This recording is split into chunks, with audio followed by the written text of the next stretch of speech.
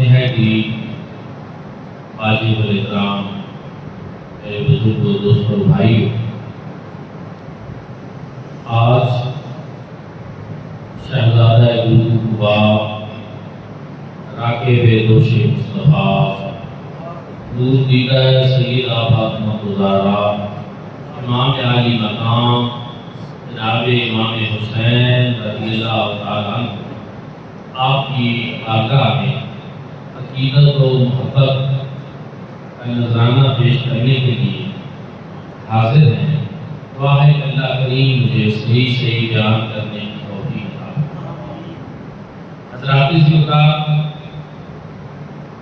مفسر قرآن، مفکر اسلام، نواز اصل حضرت ضیاء الامت جسٹس پیر محمد کرم شاہ الازہری رحمۃ اللہ تعالی علیہ آپ فرمایا کرتے تھے کہ یہ واقعہ کربلا محض ایک واقعہ نہیں، یہ محض ایک داستان نہیں، بلکہ حقیقت یہ ہے کہ ذکر حسین مردہ دلوں کے لیے آب حیات کا مقام ہے۔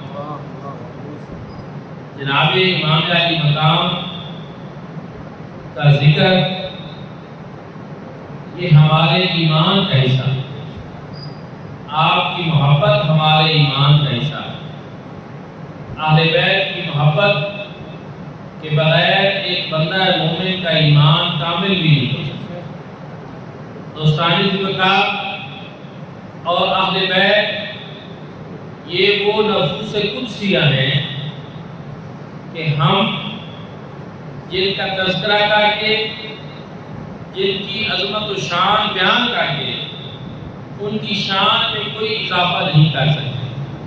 ان کی شانیں اللہ پاک نے بلند فرمائی، ان کو مقام میرے رب کی بارگاہ سے مل چکا ہے، اور اللہ رب العزت نے قرآن مجید فرقان حمید میں ان کی عظمت و شان کو بیان فرمایا۔ ایت مبالغہ ہو، ایت مودت ہو، ایت تطہیر ہو، دیگر بہت سی آیات ہیں جن میں اللہ رب العزت نے اہل بیت کی عظمت و شان کو بیان کیا۔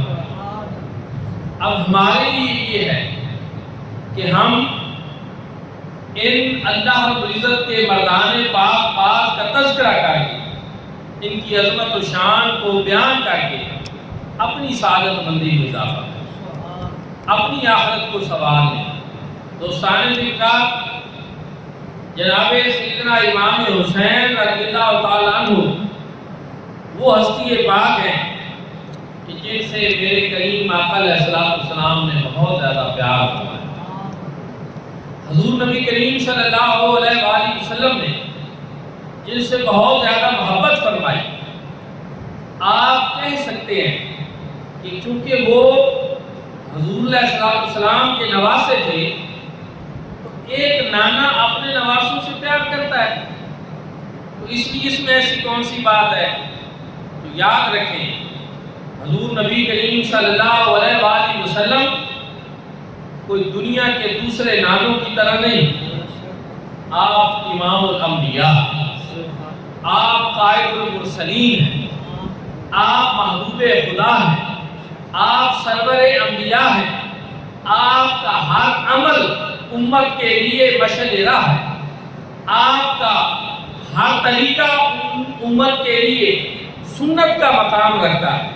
اس لیے حضور علیہ السلام کا کسی سے پیار کرنا یہ محض اس کے نانا ہونے کی وجہ سے نہیں، یہ حضور نبی کریم صلی اللہ علیہ وآلہ وسلم کا پیار فرمانا اس وجہ سے تھا کہ حضور علیہ السلام کو بھی معلوم تھا کہ آج جس کی ناز برداریاں میں کر رہا ہوں، آج جس کے ناز میں اٹھا رہا ہوں، کل میدان کربلا میں جب میرے دین کے بچانے کو باری آئے گی، تو اس وقت یہ میرا لاڈلا نواسہ امام حسین اپنا سب کچھ قربان کر دیا۔ اس لیے حضور نبی کریم صلی اللہ علیہ وآلہ وسلم نے جناب امام حسین سے پیار کیا، محض نواس ہونے کی وجہ سے نہیں، کیونکہ امام حسین بھی دنیا کے دوسرے نواسوں کی طرح نہیں۔ یہ امام حسین وہ ہیں جن کے بارے میں میرے آقا نے یہ دعا کی کہ اے اللہ میں بھی حسین سے محبت رکھتا ہوں، اور جو اس حسین سے محبت رکھے تو بھی اس سے محبت رکھ، اس کو بھی اپنا محبوب بنا لے۔ اور ہم تو صوفیاء کے ماننے والے اور یا اللہ کے ماننے والے ہیں۔ محبت ہمارا نظریہ ہے۔ اہل سنت کی دو امتیازی خصوصیات ہیں، ایک محبت اور ایک ادب۔ تو اس سلسلہ میں صوفیاء کیا کہتے ہیں؟ وہ کہتے ہیں کسی کو اگر منانا ہو، راضی کرنا ہو اور کوئی وسیلہ دینا ہو تو اس کے کسی پیارے کا وسیلہ وہ مان جائے گا، ویسے نہ بھی مانے تو وہ اس وجہ سے مان جائے گا کہ اس کے پیارے کا وسیلہ دیا گیا ہے، وہ راضی ہو جائے گا۔ تو وہ کہتے ہیں پھر طریقہ کیا ہے؟ بزرگان دین کہتے ہیں، صوفیاء کہتے ہیں کہ اگر رب کو منانا ہو تو پھر مصطفیٰ کریم کا ذکر کرو، پھر حضور سے محبت کرو، اللہ رب العزت راضی ہو جائیں گے۔ اور اگر حضور کو راضی کرنا ہو، حضور سے محبت کرنی ہو تو پھر حضور کی اہل بیت سے، جناب امام حسن سے محبت کرو، جناب امام حسین سے پیار کرو، مصطفیٰ کریم تم سے پیار کرے، اللہ بھی تم سے پیار کرے گا۔ اور یہی وجہ ہے دوستان کا، لوگ کہتے ہیں کہ یزید کا قصور کیا تھا؟ دوستوں اور بھائیوں، جب حضور علیہ السلام نے یہ بتا دیا کہ جس نے میرے حسین سے محبت کی اس نے مجھ سے محبت کی، جس نے میرے حسین کو تکلیف دی اس نے مجھ کو تکلیف دی، جس نے میرے حسین کو اذیت پہنچائی اس نے مجھے اذیت پہنچائی۔ اور یاد رکھنا، گستاخی سے بھی اذیت بڑھ کر ہوتی ہے، اور جو امام حسین کو اذیت سے دوچار کرے وہ حضور کو اذیت سے دوچار کر رہا ہے، اور جو حضور علیہ السلام کو اذیت سے دوچار کرے وہ اللہ کو اذیت دے رہا ہے۔ اور اس کا انجام پھر کیا ہوتا ہے؟ کفر سے بھی بڑھ کر ہوتا ہے۔ ان الذین یؤذون اللہ ورسولہ لعنہم اللہ فی الدنیا والآخرہ، بے شک وہ لوگ جو اللہ اور اس کے رسول صلی اللہ علیہ وآلہ وسلم کو اذیت دیتے ہیں، فرمایا دنیا و آخرت میں ان کے لیے وعد لهم عذاب مہینہ، اور ان کے لیے اللہ رب العزت نے دردناک انجام جو ہے وہ تیار کر۔ اس لیے یزید نے جناب امام علی مقام کو اذیت سے دوچار کر کے مصطفیٰ کریم صلی اللہ علیہ وسلم اور حضور علیہ السلام کو اذیت سے دوچار کر کے اللہ رب العزت کو اذیت ہوتا ہے۔ اور پھر جو اللہ اور اس کے رسول کو اذیت دیتا ہے، پھر دنیا و آخرت کی اندر اس کے لیے پھٹکار ہوتی ہے، رحمت حق سے دور کر دیا جاتا ہے اور اس کو نشان عبرت بنا دیا جاتا ہے۔ کیا آج یزید نشان عبرت نہیں بن چکا؟ کیا آج دنیا کے اندر جناب امام حسین اِنَّا أَعْطَيْنَاكَ الْكَوْثَرَ فَصَلِّ لِرَبِّكَ وَانْحَرْ إِنَّ شَانِئَكَ هُوَ الْأَبْتَرُ۔ اس سورت مبارکہ کی عملی تفسیر امام حسین بن چکے ہیں۔ کس موقع پہ یہ سورت مبارکہ نازل ہوئی؟ جب حضور علیہ السلام کے ایک شہزادے کا وصال ہے، کفار نے کہا نعوذ باللہ حضور علیہ السلام کا شہزادہ اس دنیا سے چلا گیا، اب ان کی اولاد نرینہ باقی نہیں رہی، نعوذ باللہ ان کا تو نام و نشان مٹ جائے۔ میرے رب نے اس موقع پہ یہ سورت نازل فرمائی، فرمایا اِنَّا أَعْطَيْنَاكَ الْكَوْثَرَ، اے محبوب ہم نے آپ کو خیر کثیر دی۔ اب خیر کثیر کے معنی کیا ہے؟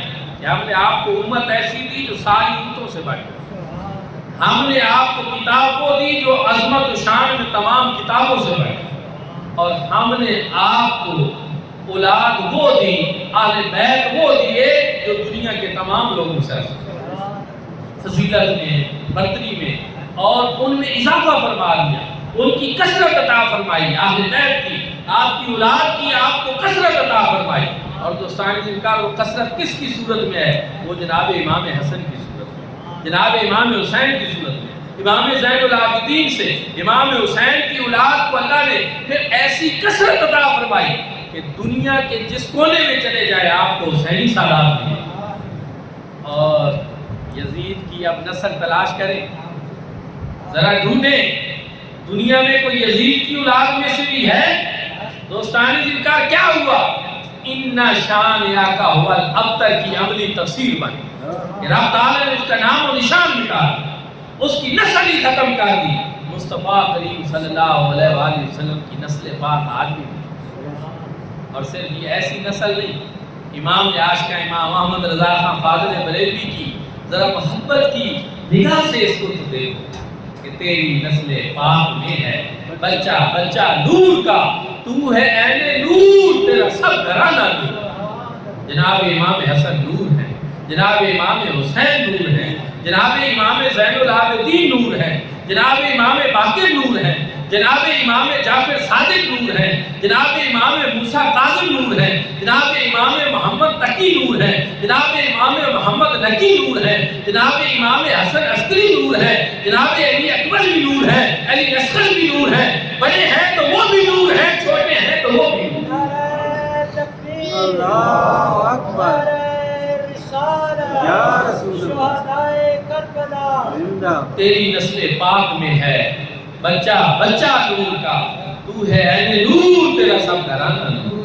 اور یہ وہ ہستی پاک ہے جناب امام حسین۔ مصطفیٰ کریم صلی اللہ علیہ وآلہ وسلم نماز پڑھے، آپ آ کر حضور کے اوپر سوار ہو جاتے ہیں، کریم آقا علیہ السلام سجدے کو طویل کرتے ہیں۔ حضور علیہ السلام کبھی ان کو اپنے کندھوں پہ اٹھا لیتے ہیں، کبھی اپنی گود میں لے لیتے ہیں، کبھی میرے آقا ان کو چومتے ہیں، کبھی میرے آقا ان کو سونگتے ہیں، کبھی میرے آقا ان کے فضائل بیان کرتے ہیں کہ لوگوں الحسن والحسین سیدا شباب اہل الجنہ، میرا بیٹا حسن اور میرا بیٹا حسین یہ جنتی نوجوانوں کے سردار۔ کبھی میرے آقا علیہ السلام ان کی فضیلت اور شان اس انداز میں بیان کرتے ہیں کہ اے اللہ میں ان دونوں سے محبت رکھتا ہوں، تو بھی ان دونوں سے محبت فرما، اور جو ان سے محبت رکھے ان سے بھی محبت فرما۔ دوستان ذکر یہ وہ امام حسین رضی اللہ تعالیٰ عنہ اور امام حسن۔ یہاں میں ایک اور بات بھی کہنا چاہوں گا کہ کریم آقا علیہ السلام کے دنیا سے ظاہری طور پر وصال فرما جانے کے بعد صحابہ کرام رضوان اللہ تعالیٰ علیہ مجمعین نے حسنین کریمین سے محبت کی انتہا کر دی۔ امام حسن سے پیار کرتے تھے، امام حسین سے پیار کرتے تھے۔ یہ پیار کرنے والے کون تھے؟ یہ جناب سیدنا صدیق اکبر تھے، یہ جناب عمر فاروق تھے، جناب عثمان غنی تھے، بلال حبشی تھے، سلمان فارسی تھے۔ اتنا پیار، اتنی محبت کہ جناب فاروق اعظم رضی اللہ تعالیٰ عنہ کو امام حسین ملنے کے لیے گئے تو پتہ چلا کہ آپ نے منع فرما رکھا ہے کہ کوئی اندر نہ آنے دیا جائے، وہ واپس چلے گئے۔ آپ کے بیٹے حضرت فاروق اعظم رضی اللہ تعالیٰ عنہ کے بیٹے ملنے گئے تو وہ واپس آ رہے تھے تو امام حسین بھی واپس آ گئے، بعد میں ملے تو بتایا کہ میں آپ سے ملنے کے لیے آیا، لیکن چونکہ آپ کے بیٹے کو بھی آپ سے نہیں ملنے دیا گیا تو اس لیے میں بھی واپس آ گیا۔ فرمایا کمال، بیٹے کا معاملہ اور ہے، حسین تیرا معاملہ اور ہے، تو کس طرح واپس چلا گیا؟ تجھے تو آ جانا چاہیے تھا۔ دیکھیں صحابہ کرام کی محبتیں دیکھیں، اور یہی وجہ ہے کہ جناب فاروق اعظم نے حضرت صدیق اکبر نے جب بھی ان کے ساتھ معاملہ فرمایا تو ہمیشہ محبت کا، پیار اور شفقت کا، اور یہی وجہ ہے کہ جب مال غنیمت دینے کی باری آتی تو جس طرح کا معاملہ اصحاب بدر کے ساتھ کیا جاتا اس طرح کا معاملہ حسنین کریمین کے ساتھ۔ اور کئی مثالیں، ہم کتنی مثالیں بیان کریں دوستان ذیوکار۔ حضرت بلال حبشی کشتہ عشق رسول، کریم آقا علیہ السلام کی حیات طیبہ میں مؤذن رسول تھے، اذان دیتے تھے، میرے آقا سماعت فرماتے تھے، اور کتنی خوش نصیبی تھی بلال حبشی۔ اور مؤذن ہونا یہ بڑے فخر کی بات ہے۔ حضور علیہ السلام نے شاعت میں اذان دیا کرو، قیامت کے دن جو مؤذن ہوں گے ان کی گردنیں بلند، یعنی وہ دوسروں سے نمایاں نظر آئیں گے، ان کا ایک مقام اور مرتبہ ہوگا۔ آج تو مسجد میں اذان کا وقت ہو جائے نا تو سارے ایک دوسرے کی طرف دیکھ رہے ہوتے ہیں، اچھا فلاں والا دے گا یا فلاں والا دے گا، یعنی ہم، اور بعض مرتبہ تو کسی کو کہہ دیا جائے کہ یار اذان دے تو وہ کہتا مجھے شرم آ رہی۔ یار عجیب بات ہے، شرم کی بات تو یہ ہے کہ تو اذان نہیں پڑھ، شرم کی بات تو یہ ہے کہ تجھے اذان دینا نہیں آتا، ورنہ اذان دینا یہ تو خوش نصیبی کی بات، یہ کون سی شرم کی بات ہے۔ آج سچی بات تو یہ ہے کہ دور صحابہ کو آپ دیکھیں، ہر صحابی رسول امامت کرانے کا استحقاق رکھتا ہے، سب کو اتنا قرآن آتا تھا جس کو مصلی پہ کھڑا کرتا، لیکن یہ آج یہ ہمارے دور میں ایسا ہو رہا ہے کہ اب ہمیں اذان کے لیے بھی ایک بندہ مختص کرنا پڑتا ہے، ہمیں امامت کے لیے بھی ایک ڈھونڈنا پڑتا ہے، ہمیں خطبے کے لیے، جمعہ کے لیے بھی ایک مولانا صاحب ڈھونڈنا پڑتے ہیں۔ حالانکہ بحیثیت مسلمان ہم سب کو چاہیے کہ ان چیزوں میں ہماری دلچسپی اور دل لگی ہو۔ الغرض حضرت بلال حبشی رضی اللہ تعالیٰ عنہ مؤذن رسول ہیں، میرے آقا کے سامنے اذان دیتے تھے، لیکن جب میرے آقا کا وصال ہوا نا، مدینہ شریف چھوڑا، اذان دینا بند کر۔ اب آپ غور کریں دوستان دل کا وجہ کیا ہے؟ وجہ یہ ہے کہ اگر میں اذان دوں گا تو وہ یادیں تازہ ہو جائیں اور وہ عشق اور محبت اپنے جوبن پہ چلا جائے گا۔ لیکن وہ ہستی جس کو دیکھ کر میں اذان دیا کرتا تھا، جب میں کہتا تھا اشہد ان محمد رسول اللہ صلی اللہ علیہ وسلم، وہ نظر نہیں آئیں گے تو پھر میں کیسے اذان دے پاؤں گا؟ یہ سوچ کر حضرت بلال حبشی شام چلے اور بڑا طویل عرصہ وہاں رہے، مدینہ شریف حاضری نہیں دی۔ میرے آقا علیہ السلام بلال حبشی کے خواب میں تشریف لے گئے، فرمایا مہاذہ الجفا تو یا بلال، اے بلال یہ کیسی جفا ہے کہ تم نے آنے چھوڑ دیا ہے، ہم سے ملنا ہی چھوڑ دیا ہے، ایسے کیوں کیا؟ آقا کو بھی تو پتا تھا، لیکن آقا نے بلایا۔ اب جو ہے بلال حبشی نے سامان سفر مانگا، دیر نہ لگائی، فوراً ہی چل پڑے۔ مدینہ شریف میں بلال کی سواری آئی، مدینہ کے لوگوں کو پتہ لگا ایک قرآن برپا ہو گیا، آشکان مصطفیٰ جمع ہو گئے، غلامان مصطفیٰ جمع ہو گئے، حضور کے صحابہ جمع ہو گئے، مرد عورتیں جو ہیں وہ جمع ہو گئے، بلال حبشی کے ارد گرد اکٹھے ہو گئے۔ بلال آ گیا ہے، مؤذن رسول آ گیا ہے، مقام تو دیکھو میرے بھائیو اور دوستو۔ بلال حبشی ایک مرتبہ ہمیں وہ پیاری اپنی آواز سے آذان سنا دے جو اپنے کریم آقا کو سنایا کرتا۔ بلال حبشی نے کہا دوستو یہ کوئی وہ معاملہ نہیں، آپ میری اس بات کو نہیں سمجھ پائیں گے کہ میں اذان یہاں کیسے دے سکتا ہوں، اب وہ منظر نہیں ہے، وہ محبوب نہیں ہے، وہ رخ و دہا نہیں ہے، اب میرے لیے یہ ممکن نہیں ہے۔ اب دیکھیں صحابہ کرام نے کیا ترکیب استعمال کی، ذرا غور کرنا۔ صحابہ کرام نے کہا پھر ہمارے پاس بھی ایک طریقہ ہے، تو مان جائے گا ہماری بات، اب تو نہیں مان رہا، تو بھی اپنے دل کے ہاتھوں مجبور ہے، لیکن ہم بھی ایک ایسا طریقہ اختیار کریں گے کہ تو ہماری بات ماننے پہ مجبور ہو جائے۔ کیا کیا؟ حسنین کریمین کو بلایا۔ اب غور کریں، کیا اس سے آپ کو صحابہ کرام کی حسنین کریمین سے محبت نہیں جھلکتی دکھائی دے؟ کیا آپ کو یہ بات واضح نہیں نظر آ رہی کہ مدینے والوں کو پتا تھا بلال کسی کی مانے نہ مانے شہزادوں کی مان جائے؟ کیوں؟ اس لیے کہ صحابہ جو ہیں ان کو معلوم تھا کہ یہ مصطفیٰ کریم کے لاڈلے نواسے، حضور ان سے پیار فرماتے تھے، میرے آقا ان کو چوما کرتے تھے، حضور ان سے محبت فرمایا کرتے تھے، ان کی ناز برداریاں کرتے تھے، ہوتا کون ہے جو ان کی بات کو ٹال دے؟ یہی ہوا، حسنین کریمین آئے، انہوں نے جب سفارش کر دی، اب بلال حبشی مجبور ہے، اب رہ نہیں سکے، اب اذان دینا شروع کی، لیکن جب اشہد ان محمد رسول اللہ پہ پہنچے بلال کی ہچکیاں بڑھ گئی، مدینہ شریف میں قرآن برپا ہو گیا۔ یقین مانیے ایک دفعہ پھر جو ہے وہ منظر تازہ ہو گیا جو کریم آقا علیہ السلام کے وصال مبارک کا منظر، اور حضرت بلال حبشی اپنی اذان کو مکمل نہ کر سکے۔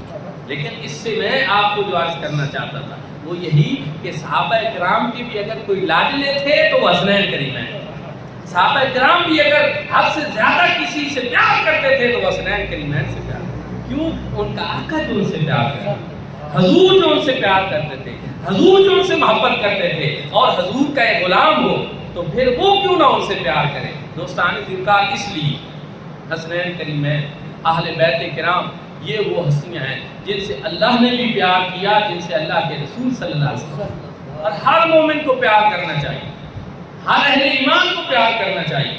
اور آج کل بدقسمتی سے امت میں جو تفریق آ گئی، مختلف قسم کے سلسلے آ گئے، تو اس کی وجہ سے پھر بہت سارے مسائل پیدا ہو گئے۔ میں بڑے واضح لفظوں میں کہوں گا کہ محبت اہل بیت جو ہے اس کا تعلق کسی فرقہ سے نہیں، اس کا تعلق ہمارے ایمان کے ساتھ۔ اہل بیت کی محبت ہمارے ایمان کا حصہ ہے۔ صحابہ کرام رضوان اللہ تعالی علیہ مجمعین کی محبت بھی ہمارے ایمان کا حصہ ہے۔ اہل سنت میں تو یہ تفریق نہ کبھی پہلے رہی ہے نہ رہے گی۔ ہم تو ہمیشہ ادب والے ہیں، محبت والے ہیں۔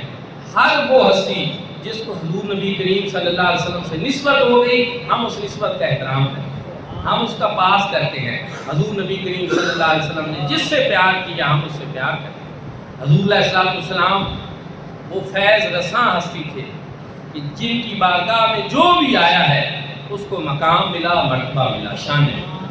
یہ نہیں ہے کہ میرے آقا علیہ السلام کا فیض عام نہیں ہوا، وہ تو فیض عام تھا، وہ ایسا فیض تھا جو شرق سے لے کر غرب تک ہے۔